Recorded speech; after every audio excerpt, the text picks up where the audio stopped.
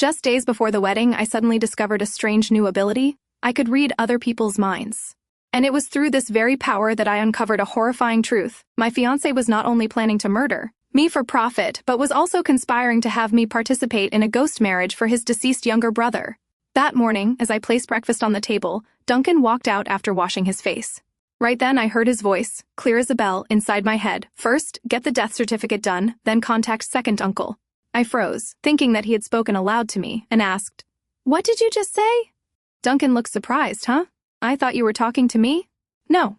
"Ah, I must be confused. I've been working too much overtime lately. Hurry up and eat breakfast." We sat opposite each other, neither of us speaking. But then, once again, I heard that voice, Duncan's voice, again, after that. Complete the insurance claim procedures to receive 2 million yuan. Then hand Mary's body over to Taoist priest Devlin. The soul summoning ritual will be completed on the night of the 15th day of the 7th lunar month. Every single word echoed clearly in my mind. Yet, Duncan was only eating his sandwich, his mouth completely shut. It was then I realized with chilling clarity that what I was hearing was the thoughts inside his head. Mary's body. The phrase played on repeat in my mind like a broken record. A chill ran from the soles of my feet to the top of my head, and I broke out in a cold sweat. Duncan noticed my ashen face and asked, "What's wrong, honey?" I looked at the man I had loved for 2 years and suddenly felt his face become monstrous, bizarre, and utterly unfamiliar.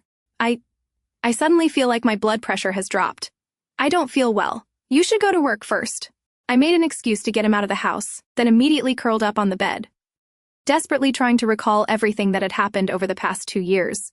Once I calmed down, I realized that all the signs were there, and I had been Duncan's prey from the very beginning. 2 years ago, when he accidentally learned I was an orphan, his attitude changed entirely, becoming overly attentive. At the time, I worked as a supermarket sales associate, and Duncan was in charge of the market for a food company. His company's products were displayed at the counter I managed. So we occasionally met, got acquainted, and gradually grew closer. Initially, he didn't show any particular interest in me. But during one lunch break in the break room, the manager casually mentioned that I was an orphan. From that moment on, his demeanor abruptly shifted.